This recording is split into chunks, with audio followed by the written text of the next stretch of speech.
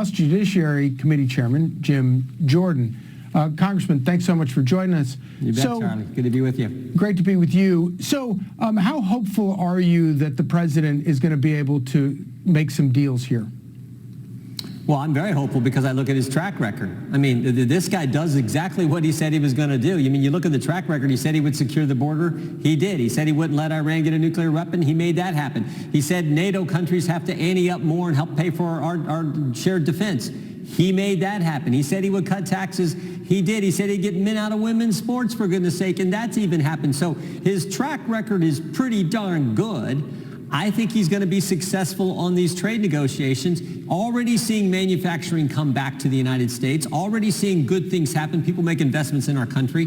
Why wouldn't we trust him to get the job done here over the next 4 weeks as he's now put out in this latest timeline? Yeah, one of my favorite things about this is, of course, we have our allies such as South Korea and Japan, and you know as well as I do that President Trump, on a very personal level, loves both of those countries very, very much. Yet, he's not afraid to put them on warning and say, I'm going to slap a 25% tariff on you if you don't make a deal with us. How important is that for President Trump to play hardball, even with our allies and the people that he genuinely loves? Yeah, he wants them to make things. He wants people to make things here in the United States, open up their markets, but also make things here. I look at Japan. Honda of America is headquartered in the 4th District of Ohio.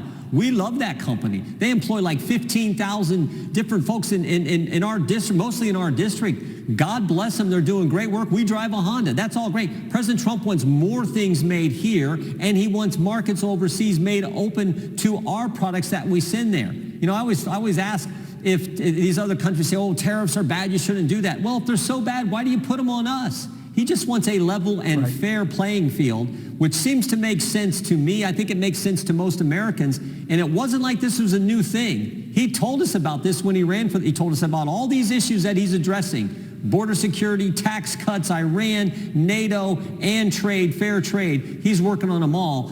I like his track record. I think the country likes his track record. It's pretty darn impressive. Yeah. I think he'll be successful here as well. So obviously OPEC would not have agreed to increase production unless Saudi Arabia went along with it. What do you think is going on for Saudi Arabia that makes them want to do something that kind of hurts them? I mean, it does hurt them. By raising production, it lowers the amount of money they get for the oil they export. What do you think is going on in their thinking? Well, I don't know the kind of negotiations that went on, but I got to believe somewhere in the back of their mind, they so appreciate what President Trump did with Iran. I mean, Saudi Arabia wanted that, even though they may not say it as publicly as Israel and the United States will say, they wanted that to happen. We just were in Israel back in February. We know how dangerous it was, so I got to believe somewhere in the back of the mind, that's part of it. And as you point out, I mean, it's been tremendous. Gas prices are now as low as, they haven't been this low in our part of the state since before COVID, for goodness sake. Again, that's a testament to President Trump's work and in the results that he gets.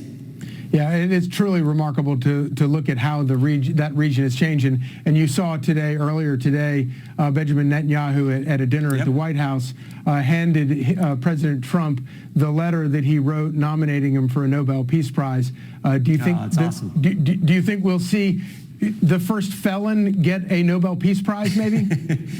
Well, he certainly deserves it, but knowing how the left is and how the left seems to control so many of these institutions, I'm not holding my breath. But he certainly warrants it. He should get the Nobel Peace Prize, and God bless Prime Minister Netanyahu for that nomination. Yeah. Well, maybe they can take it away from Barack Obama and give it to President Trump. Chairman Jordan, thank you so much for joining us.